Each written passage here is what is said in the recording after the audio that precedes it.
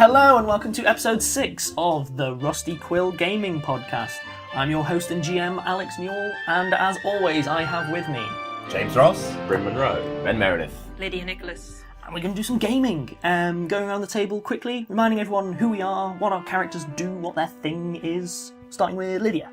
I'm Sasha Racket. I'm an antiques appraiser by trade. More of a stab first, ask questions later. No, don't ask questions, then you might need to make eye contact. That's me. I'm Zolf Smith, a one-legged dwarven cleric, an ex-pirate, and now mercenary captain. And I was doing bunny ear quotes to that. my character is Hamid, the Egyptian halfling sorcerer. Mm-hmm.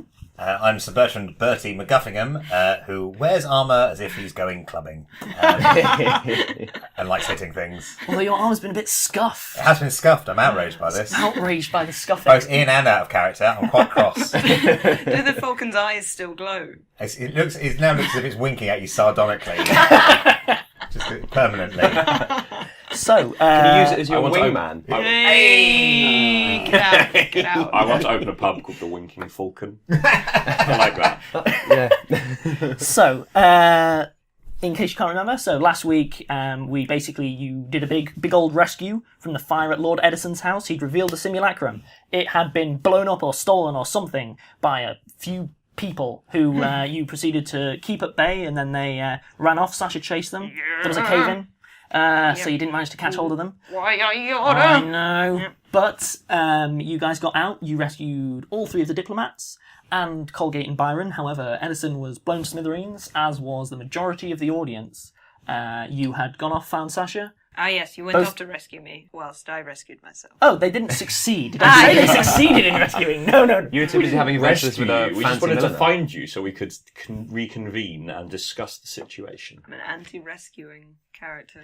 So, anyway, literally the last thing that's happened is all of you have reconvened back in the garden of Edison's house. Haroun was there, who was asking where you all, and you all turned up. So, speak of the devil, you have all just been reconvened at Edison's house. Well, what now? I'm going to look around and survey the immediate scene. So, in the garden, there's lots of servants running backwards and forwards. They're carrying pails to just try and stop it spreading. The house is still on fire. Oh, the house is ablaze. It's spread from the large music room, has clearly spread throughout the rest of the building. There doesn't appear to be anyone in there. You see a few of Haroun's men are pulling out what are the few remaining survivors that were in the music room you couldn't get to, sort of in the wine cellar, things like that. They're pulling them out through the cellar door. However, as they pull out the last one, there's a big and the lintel collapses. It seems like everyone who could get out really is, and there's no one in upper windows or anything like that, but it's rapidly engulfing what's left of the house. Looking sort of down the side, you can just see amongst the smoke what looks like a fire engine has pulled up, with a mechanical pump and that kind of thing, and they're starting to try and douse it, but it's very clear that all of the efforts right now are to stop it spreading to the buildings on either side. This Edison's house is gone. Like it's consumed the first 3 floors and is powering towards the 4th, and the roof is starting to cave in as it is. Haroun is stood sort of surveying all of the rest of the people. He's occasionally giving the terse command. Mostly he seems to just be a still point for other people to kind of focus around. He's nearby you guys currently. I shall walk up to Haroun. Sergeant, anything else we can do? Give me a second, Zolf. So who is left? Was you, sir? Well, I know, but I mean, who else? Pretty certain you're in charge, sir. Right. Carry on, Zolf. You and your band, with me, quick.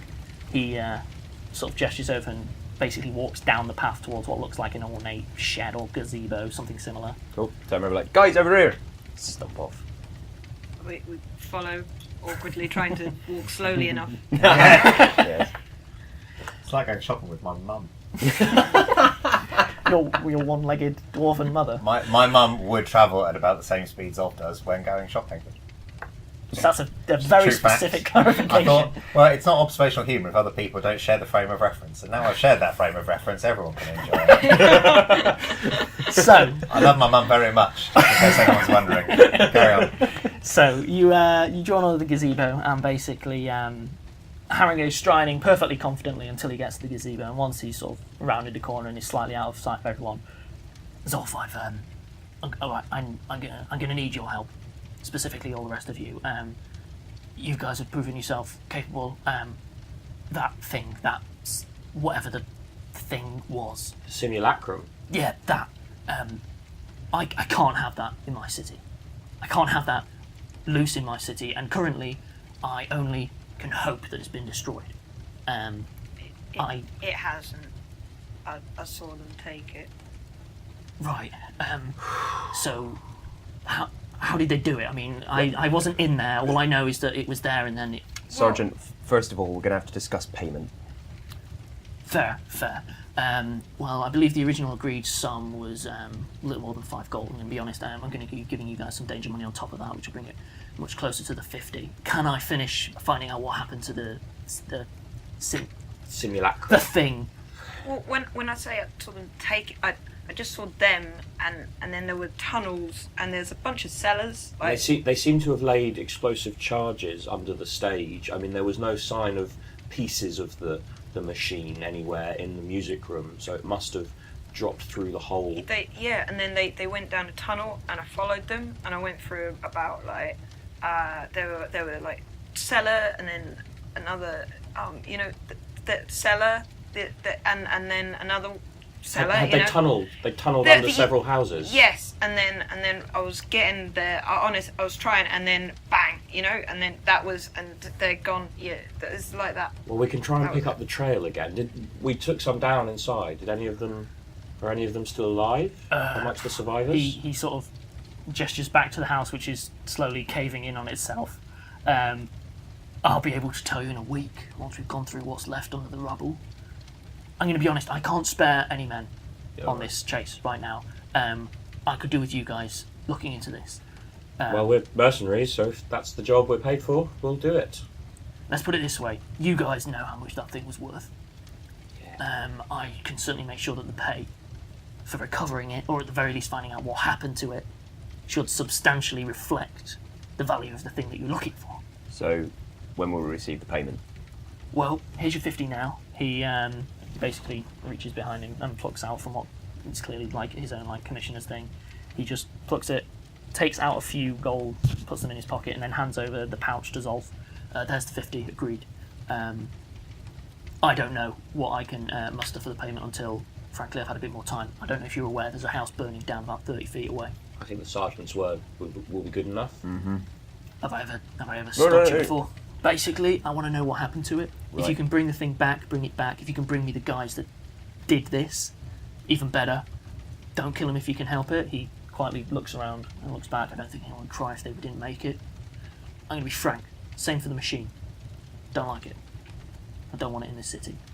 But it's not my place to call policy. So, if you find it, bring it back. If it's destroyed, prove to me it's destroyed, that's fine too. Alright, well, we're on it then. I guess. Sasha, where do we lose the trail?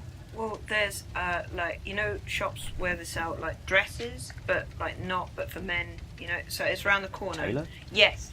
And so I came up through the basement. Yeah. And that was the last place before it exploded. Right, I guess. There's a call from further up the garden, and Haroun just goes, "Look, I'm gonna have to leave this with you guys. Zolf, you know you can find me at the station." Yeah, we'll get the job done. Let's just see if any of them came out. They were dragging bodies out of the music room. Maybe someone who was involved was dragged out as well, and no one's realised yet. Oh, like the one you dropped a piano on. Yeah. I don't think he made it. It'd be recognisable though, isn't it? Well, just if any of them are still alive, that's a place to start Haroun questioning. has already sort of headed off into the garden to carry on coordinating what's left of the sort of salvage I operation. mean, other than that, I guess we go back to the cellars and start investigating there. But I don't know about the rest of you, but it's been a really long day, and I'm quite tired. The And trail will go cold though. We need to get on there. we can't wait till tomorrow morning. It's already quite late in the day. How time when is it? Yeah. So, all things considered, it is coming on to late afternoon. Your interview for Bertie was coming towards lunchtime, so you're looking at around a 6 p.m, something like that. I can understand why it'd feel like a long day, especially for Hamid of all people. I still think it's the day before because I was in a casino all night. You may remember from episode 1. But so it's coming on towards evening, but it's still summer, so the sun's still up. I mean, I was hit with a couple of grenades, and I know that. Well, my armour is slightly dirty, so you know. As he says that, one of the eyes just blows out. Just a Look, little he's bit. sad. Well, weren't you also injured in the fight previously, as well? Oh, a mere scrape. I'll walk it off. That'll be fine. I'm just not feeling so great. Maybe we should just do some recon. But if we leave it, we might lose the trail, and then we'll never get paid. Let's. Okay. His plan was good, but someone who ain't me should ask the question. Ahmed? Well, let's just quickly look through. Are there any of the attack team amongst the survivors? Okay, so presumably you're heading back up closer towards the house where they're sort of laying bodies and so on. If in the process of this, if there's some possibility that I might be healed for the small amount of damage that I've received, because I'm down to 9 hit points from 13, I wouldn't say no. I'm down to 3 hit points from 7. Cry me a river. Cry me a tiny, tiny puddle. Luckily, I am. Oh no. What Remember, spells No, what spells have I used? Off the top of my head, you used Summon Monster. That one's already been burned. Yeah. You'd already used Disc, obviously. That's already been burned. Yeah. You also used one other. Just to That's spell that out right. again, what he does is the cleric's ability is that they can prepare spells like other magic users, but they can then trade those spells instead for just extra healing, which is why they're like the core support character.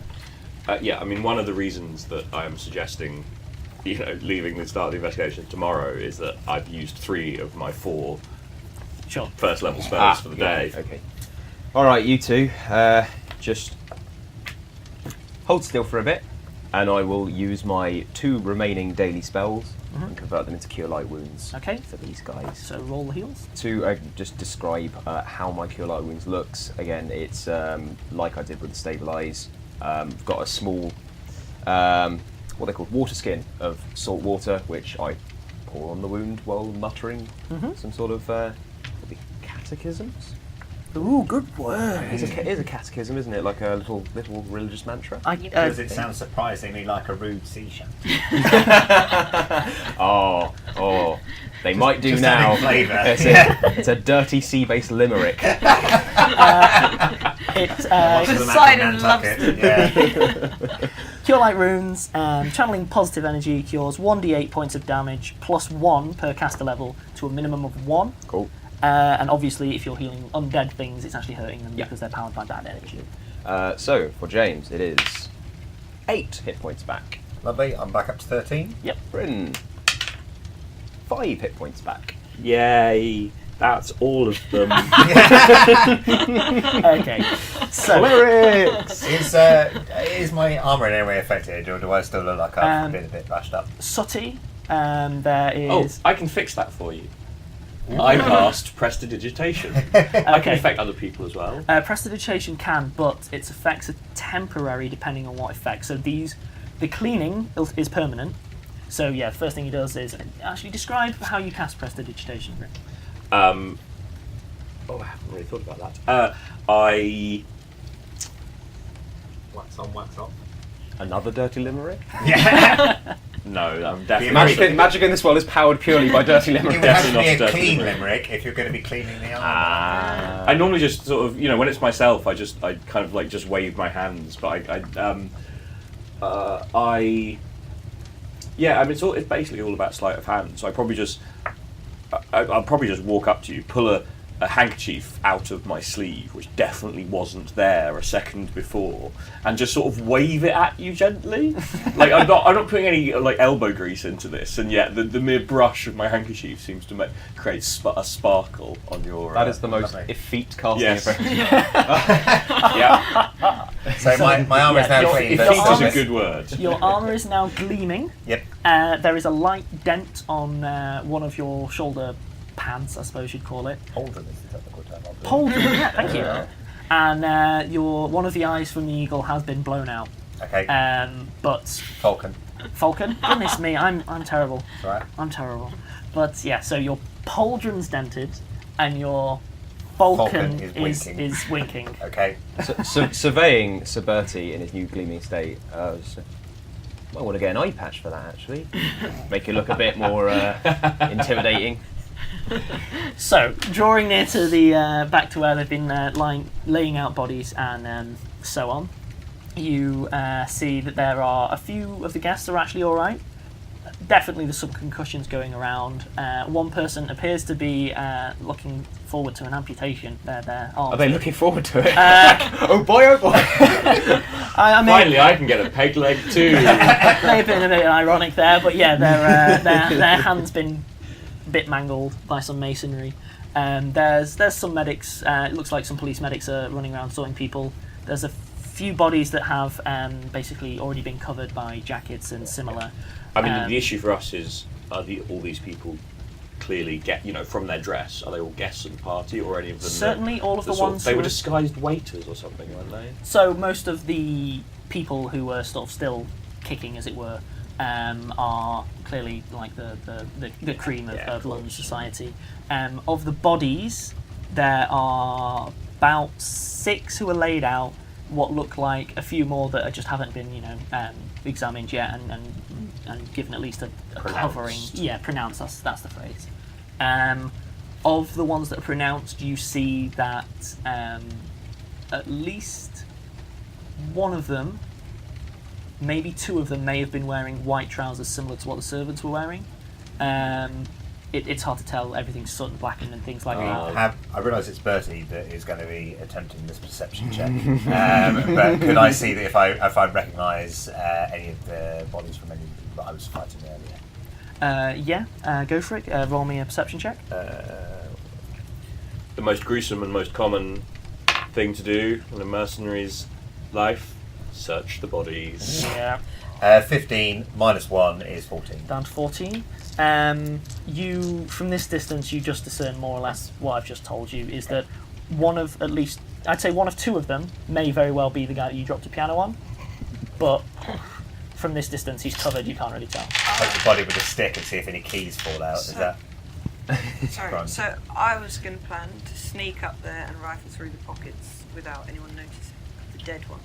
We're the official investigating team. We don't need to do it. Oh, but that's what I'm good at. Don't I need to sneak a bit? People look at you like, I'm practicing. Yeah, okay. Well, let's go and search through the bodies and have a look at closer quarters then. I walk like someone with too many limbs, slightly unused to the idea of just brazenly going up and taking a thing. Is someone going to arrest me, or what do I do with my hands? Maybe if I had a mug. Maybe if I had 2 mugs. But I hold my clothes sort of not awkwardly, like, where do my hands go? Okay. Stare at the police. You're the shiftiest official person I've ever heard of. Just stare at them. I think like filling in a form, you turn and you didn't see nothing, right? This is a witness form, I don't understand. So, you head up to the bodies, I should say. There's 6 of them. Presumably you are pulling the covers from the 2 that looked like... Yeah. I mean, I might just check the others just to confirm that they look like guests or not. Sure. Working from right to left then, amongst the 4 who just are guests, yeah, they seem certainly to be. One of them, I'm going to be honest, they're very badly burned. Another one appears to be sort of crushed in the torso. A couple of others have burns and things like that, and one like Hamid punctured. does not look well. Yeah, it's a bit grisly. Of the guests, how many have nice jewellery? Upon those, Yeah. one of them appears to be a woman with a turtle brooch, and then a couple of the others have rings on them, quite minor. There's no one particularly flashy. Can I check them for magic devices, just in case there's anything useful? Do you have detect magic? I have... oh no, it's magic devices, not... You have used magic device, Yeah. So you could, off the top of my head, you could appraise the things that they own, to see if they're worth anything. I'm very good at appraising. But when it comes to actually like telling if it's magical, that's not actually appraised. Like you may be able to, obviously, it's glowing and it says "take me." Then yeah, it's probably magical, but you wouldn't know what it does. You wouldn't know how to use it, things Where like that. is- You'd have to figure it out. Sorry, where is detect magic on these? It's not a skill. It's a spell. Oh, then no. In this world, Hammond would already know this. The way that magic that's written looks is it looks like letters that are changing shape and rewriting themselves in real time. So for anyone who's not trained in it, it looks like it's saying one thing and then half a second later it's saying something else. And it's like a magic eye picture, is that anyone who has detect magic is actually just learning to kind of see past the words, and that's how they sort of read it. So I'm afraid you wouldn't be able to tell if they've got magic on them. Well, I'm not going to just have rings. They get in the way. No point. Heading across the remaining two bodies, you see that one of them appears to be a servant who was serving canapes. Again, they also seem to have been crushed by something. And then you flip over the last one, and they're certainly wearing the clothing of the people who are in the music room, but their faces in such a state it's kind of hard to tell. Yeah. Rifle through their pockets, look for anything. Do they have weapons? I mean, they had grenades on them. Like, he probably still has some. So he has upon him what's left of the bandolier, so there's two of those sort of fire flasks in there. There's also, he's wearing what looks like a leather cuirass under the shirt. He's got a sort of shoulder holster holding a short sword that he could have hidden under a large jacket. Also, tinder twigs, effectively matches. Yeah, For it's some kind of like pseudo-medieval dating service. You break them and it shows you the hot men nearby. and Hello. Magical inventor, I'm definitely going to do that. you also find a thunderstone. And What is a thunderstone? Is it like a thunder cat? a thunderstone, you can throw this stone as a ranged attack with a range increment of 20 feet, and when it strikes a hard surface or is hit hard in your hand, it creates a deafening bang that's a sonic attack. Each creature in 10 foot must make a DC 15 fortitude save or be deafened for 1 hour. Wow. A deafened creature, in addition to the obvious effects, takes a -4 penalty on initiative, has a 20% chance to miscast, and lose any spell with a verbal component that it tries to cast. And you don't need to hit a specific target, you can just aim at a 5-foot square. So the AC of the 5-foot square is only 5. Does it also affect the person that throws it? Anyone, Depends each how creature within a far 10-foot away. radius. Yeah, but So if, let's say that you dropped it, like your fireball doesn't, you don't tend to burn yourself, right? no fireball would hurt everyone that he aims it at. Oh, so I even aim a if, fireball at my own feet. right, then I would not do that. In the rules, Okay. how it spells it out differently is anytime it says enemies, it means it wouldn't affect your friends. If it says creatures, it means anything, friend or foe, it will affect them. So if you're in 10 foot of this thing and it goes off, you're deaf for, what was it, an hour? Well, Yeah. unless you make your save. Yeah, unless you make your fortitude save. And in fairness, the fortitude save isn't huge, but it's really good. Still tough for a first level character. For a first level character, it's pretty tough. It'd be great if there's a large group of people, because the chances are you're going to deafen and disorientate a good chunk of them. I'm just thinking about the fortitude save on the deafening. It's just your eardrums flexing. So who is brave doing? Who is ears. finding this stuff in there? Is it Hamid that's doing the searching? You guys tell me. Because you said that you would. I'm standing declared back a it. bit. I'm probably kind of finding what's there and passing it on, so we Sure. can all work out what it Well, is. all of this stuff was very obviously in pockets. Yeah, and things so like that. there's a leather cuirass and a short sword. There was. Is there any distinguishing marks? Do you want me to make an actual perception check? If you give me a perception check, I'll certainly start discussing things if they've got hidden pockets and things. Good roll, Bryn. What? What did you roll? 3 plus 6 is 9. You find what you found. Can I? Yeah, sure. 7 plus 6, so 13. 13, what was it, yours? Anyone else want to take a turn? But I mean, ultimately, Stand aside, everyone. Something needs noticing. you know what, roll it. But 11 minus 1 is 10. He looks like he's been in the walls. I'm going to be honest, doesn't by he? this point, Zolf, you've seen Hamid search, Sasha going, I think I know what I'm doing. No, he's correct. He's going, a person! Are there any distinguishing marks of any kind on the cuirass or the short sword? There are no distinguishing marks. You see that the short sword has been soot blackened to remove its gleam, things like that. Sasha, do you have knowledge local? Yes. Give me a knowledge local roll. So that's 7, and mine's 7 plus 7, 14. 14? Is that no, enough? that's actually enough for this bit. Do better next time is what that expression says. So the fact that he's soot blackened his sword, also the nature of gear that he's having, you would place a middling bet that he probably has come from other London. Just that way of operating, getting rid of the gleam of your clothes. I mean, concealed weapons screams other London. Not that much gleams down there. Yeah. I will cast Detect Magic to see if he has anything magical on him. I don't know if the alchemical weapons would show up on that. These would, the Thunderstone, I believe, would, but only the Thunderstone. How do you cast it? You've not cast it yet, so I want to know what it looks like. It's actually it's the opposite of most of my spells, and it's in no way flashy or interesting. I actually have to step back and calm myself down and close my eyes. It's almost meditative. Okay. Briefly, and then I kind of resume, and basically stuff starts glowing to me. It's magical. Right. Okay. So you do that for a moment. Yeah. Hamid, wake up, Hamid. Wake up. Not Yes, falling yes. asleep, Hamid. Yes, Wake Bertie, up. Wake up. Wake up, Hamid. I'm finding out. Wake up. I'm finding out if he has anything magical, Bertie. Oh, It's a spell. cool. You quickly. So just to give you a sense of what Bertie's doing at this point, he's now flexing his armour in the sun, looking flash. He's like, oh, Just want to let everyone know what he's doing, because he thinks that's quite important. Carry on. Bertie, you find the only magical item upon that person was the Thunderstone. Sure. Obviously, it has a bit of a range to it rather than it just being you pick a person. Yes. The turtle brooch appears to be magical in some way.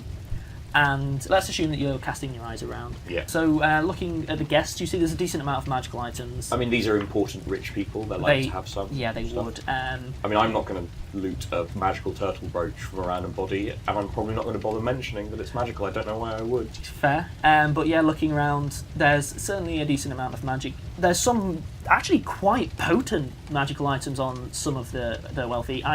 Not surprisingly, the wealthiest looking ones also seem to be the least hurt by the situation. Anything that strikes me as unusual, probably not. Not really. Yeah. Why are you picking up a pebble? That's just a stone. Why? We were looking for clues. It's Why is a stone? It's actually Is a stone a clue? It's called a thunderstone.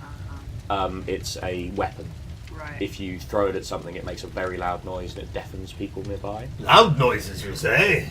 Bertie, give me a perception check. 12 minus 1 is 11.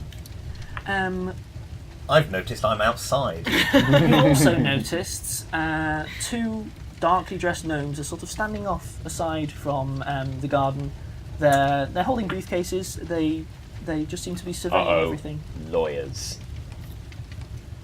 Ambulance chasers. I moved behind Bertie, so that he is between me and the gnomes. They just share a little curt nod with Bertie. Look at the rest of you, give a polite little nod, and then wander off down the garden to where the gazebo was.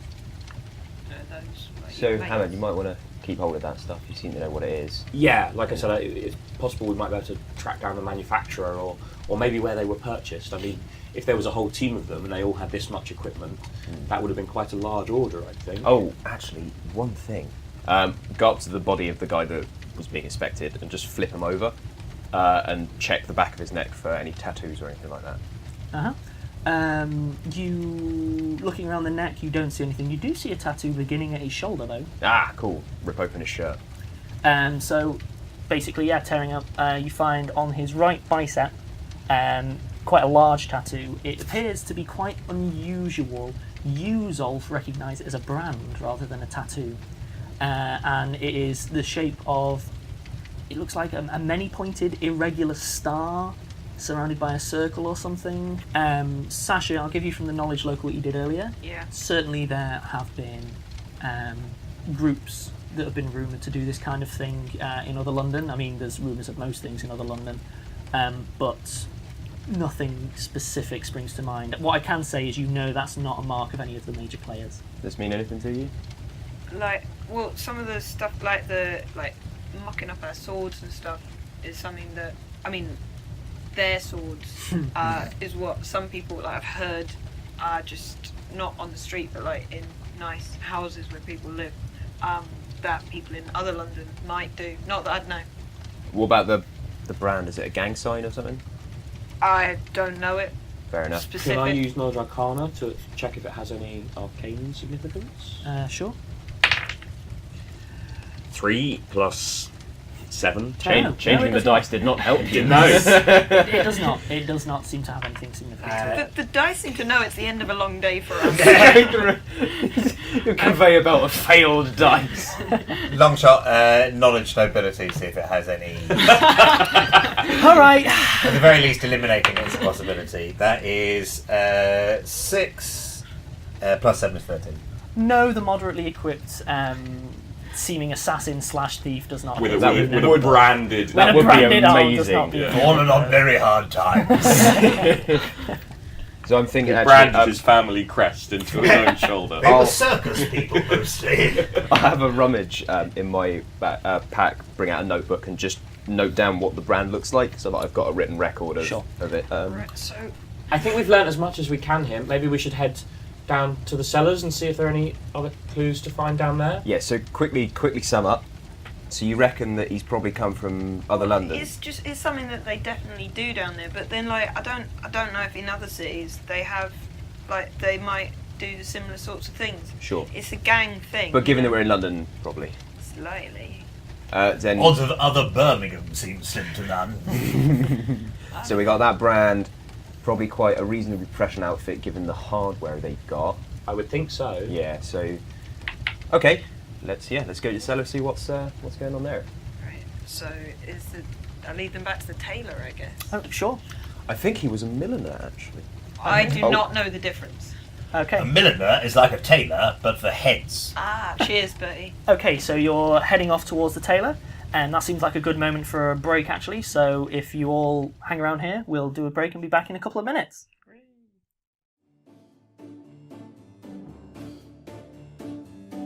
Hello there. Pre-recorded James Ross here. I love what you've done with your hair. Have you been working out lately? God, you look hench.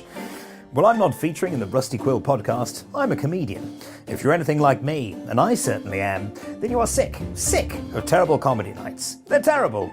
By definition, that's not very good. So I've launched a new one, Quantum Leopard. Second Saturday of the month at the Rag Factory off London's Brick Lane. I pick the acts, and I have great taste in acts. No racism, sexism, classism or homophobia, and no picking on the audience. It's a fluffy night for lovely people only. And if anyone's not lovely, I'll murder them and leave them in a bin. I've got faith in my acts, and faith in my audience. Pay what you think the show is worth, and it's bring your own booze, because I'm incredibly cheap. Suitable for children of all ages, provided those ages are all definitely over 18. Look us up on Facebook, because proper websites are surprisingly difficult and expensive. Quantum Leopard, like the smallest possible leopard.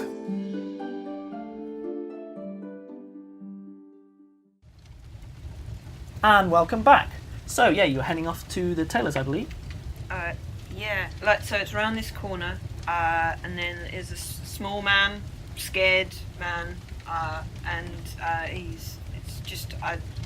there he is. Sounds like a tailor in a crisis. Yeah. So yeah, you head basically out through the back garden rather than around the house. The thing's collapsing. It hasn't collapsed yet. It's clear that if there's anything still left standing, the first thing that rescue crews are going to do is bring it down so it doesn't fall on anyone else.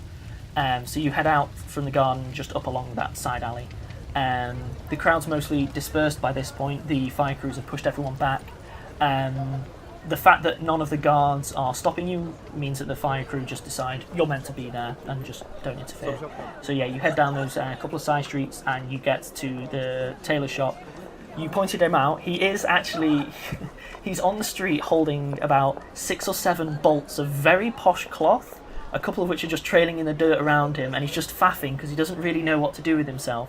His shop appears to be locked with a little close sign. What's the name on the shop? Willikins and Brothers. I cast Charm Person.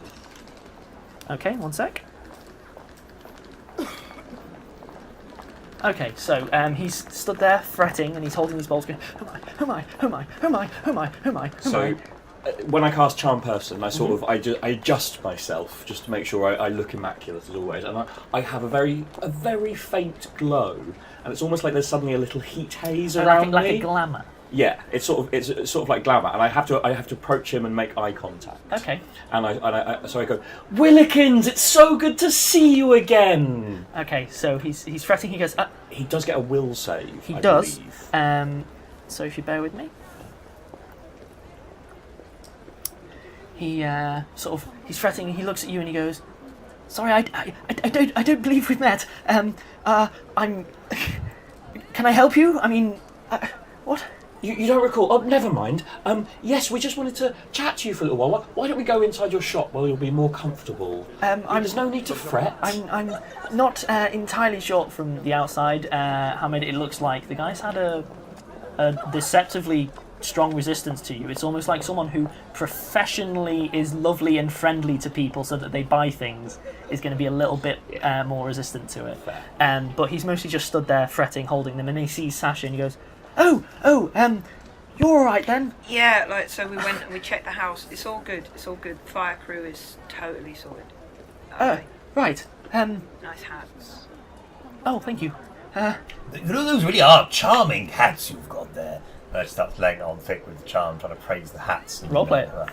Well, that is super. That one in particular there, that top hat, that really is splendid. It's like an obsidian cylinder. It's really very, very fine craftsmanship. Oh, well done, you. Oh, well, thank you, Sir Ashley. Yes, I have to say, this one particularly takes a long time to make. We actually use shellac and a very specific type of beetle. And you say the fire was... It's fine, good. And it's bad, but they're doing, the fire crew, they're there, it's fine. It's going out. That's the It's not going to spread. Yeah. Well, you know what? I'm looking around. I don't think I don't think it's going to be too much of a problem. If you'll excuse me, I think I'm going to head inside. I'm trailing.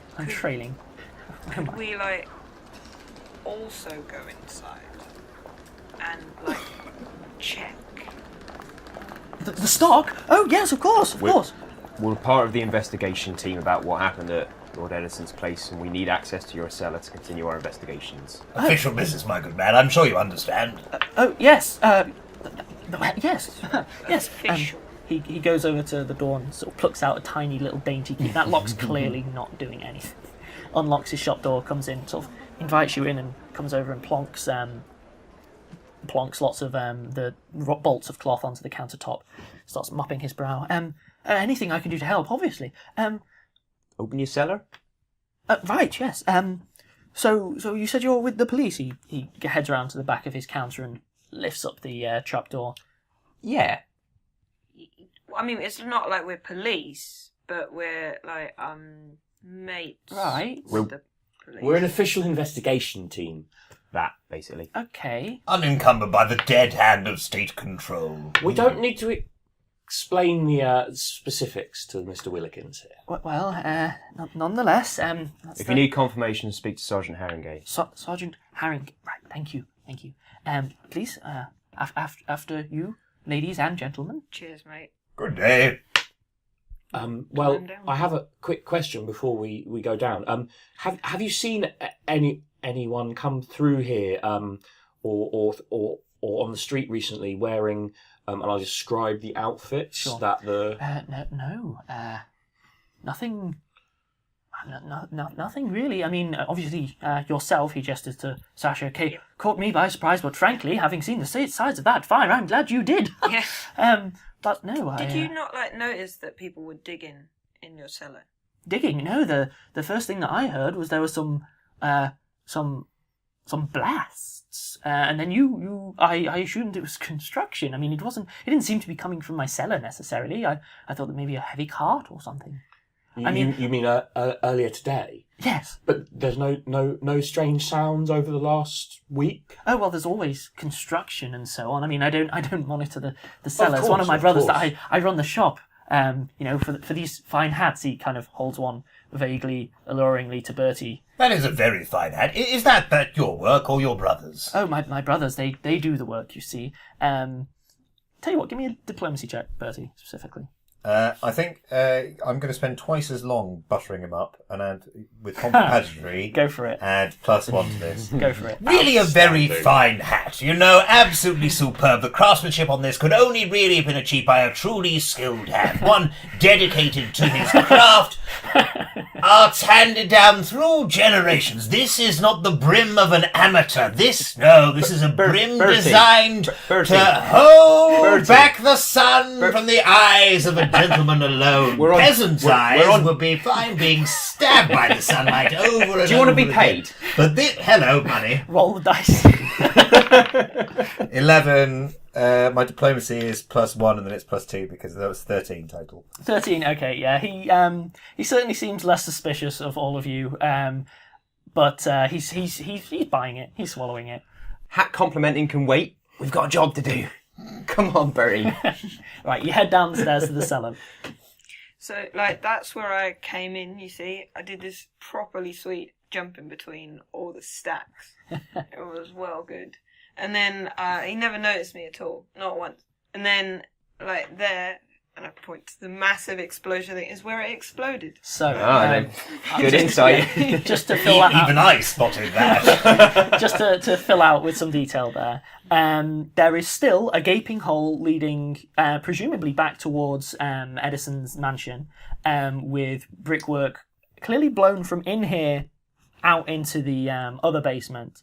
There is, on the far side of that, though, there is what's clearly been a large piece of masonry cave-in, and pieces of brick and like shards of brick, like a decent explosive was used, is spread throughout. In fact, a significant amount of it is embedded on the far wall, so Sasha's clearly had a bit of a rough time down here. Oh, so, hang on. So it's not like somebody's coming from the basement of a neighbouring building into this room. It looks like someone has probably come through this building. Yep. Possibly from the adjoining building. Explosively through this building? Yes. Or, okay. But on an occasion previous to the main explosion. Ah. So there was like a hole, and people ran through it, and then when I was about to run after them, they threw a thing, then it exploded. So there was like a hole already, and then the hole got unholed. Right. So Well, that's perfectly clear. So we're going to have to dig through that if we want to follow their trail. Or go to the next house over, I guess. See if we can get in that way. You hear a muffled, "Oh my goodness, now this is too much! Too much!" from upstairs. Directly upstairs. Yeah. Bertie, you want to see what's going on? Very well. Open the trapdoor. Hello. You open the trapdoor, and what you see is a cupboard on the far side of the room is open, and there is what looks like the tailor is dangling. He appears to have fallen through the floor or something. His arms are on floor level. You couldn't help me, could you? There appears to be a hole in my cupboard. Of course, my good man. And then I lean over and haul him up. Yeah, he's a wafy. It's fine. It looks like that. The flooring's fallen through beneath the cupboard. And is there any access from the place, so beneath this hole, is there access on the lower floor between the area this hole gives access to and the place we've just come up from via the stairs? You can't tell, you'd have to drop down. Okay, how far down is it? 10 foot. Will that kill me? You won't take any damage, but given that you're wearing plate armour, it'd be a tough time for you to jump up, grab onto the ledge, and then heave yourself back up. Right. I pop up after him into the... I'm in the lobby thing as well. What happened? Big hole, young lady. You seem to be the expert on holes. Would you mind having a look? I do have visions of you jumping down and just going, I'm stuck now. Help! Fell over. Can't get up. While they're doing that, I'm going to quickly poke my head back towards Edison's, because basically I'm going to get out a little notebook and I'm going to start making a list of the buildings that this tunnel goes through, because potentially one avenue of investigation is to canvass the entire, every person who owns one of the buildings that has been tunnelled through is ask each single one of them what they heard when, I get you. So I'm just going to start to make a quick list of that. I mean, I'm not going to do the canvassing now. But yeah, that's fine. I have my suspicions about the brothers of Willikins. We haven't seen them. They're not here. Doing character. Sorry. That's while they're dealing with this new hole, I'm going to do that. Yeah, that's fine. So, Sasha, you came up. I'll go down the hole. Sure. Holes are sort of, I can climb. I'm not even going to get you to do an acrobatics check. She just drops down, lies like a cat. There's not actually a noise, just... Yeah. I flow like black paint in a gravity well. I see you're much better at metaphors than social interactions. I feel like I ought to be playing a Neuromancer RPG or something. That's an amazing description. That's me. I'll use it again, don't worry. I don't come up with those things that often. I'll have to tell you all the things I flow like. So you land in... She flows like a cat Does she in have a tar pit. a hobby as an amateur rapper? Do you flow like a harpoon daily and nightly? The problem that we've got here is that I don't have particularly good distinction between my voice and hers. I'm the one using the metaphors. Anyone that says something stupid is her. That's how you tell. That's how you spin in it. Anyway, so you drop down into the hole. Yep. And like black paint in a gravity black well. Paint falling down a gravity well. Yeah. And yeah, you land quietly. It becomes apparent that you're in another narrow cellar. Mm-hmm. It also becomes apparent, looking behind you, that you're on the other side of that cave-in. Yes. There's scorch marks on the sides. It's a much smaller little Is it dark down basement. It's there's enough light coming in from the top of the corridor. It disappears into darkness, but you notice it's not very long, as in like maybe 20 feet. At the other end, you can see what looks like a manhole cover or something similar is off. Like it's been pulled off and dragged to the side. But it's very clear that you're on the far side of that cave-in. Okay. I think we're going to be out of time there. So, bit of investigative sleuthing. And things are pointing in a nice, clear direction at least. Some nice flowing. Yep, down gravity wells. But I think that's everything for today. So, wrapping up, that's goodbye from me. And from me? Yep. And us. All of us. Me too. We're all saying goodbye. That's pretty Everybody's firmly saying established goodbye. at That's this point. established. Bye. We definitely need a better sign-off. I'll find one. Bye, everyone.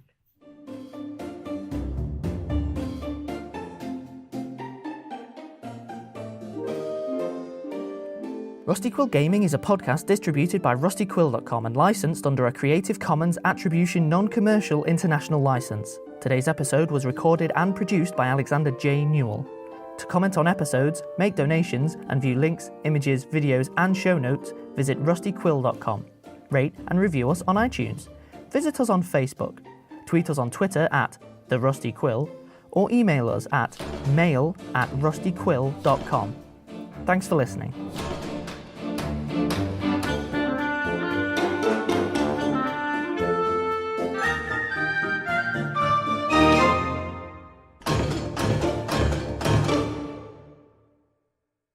I do want, if there's some sort of perk which means that I can like have a nemesis furniture or something like that. What favoured enemy furniture? I'm from the upper classes! Who likes exactly? Furniture's for the weak and lower classes! Tables are for laying.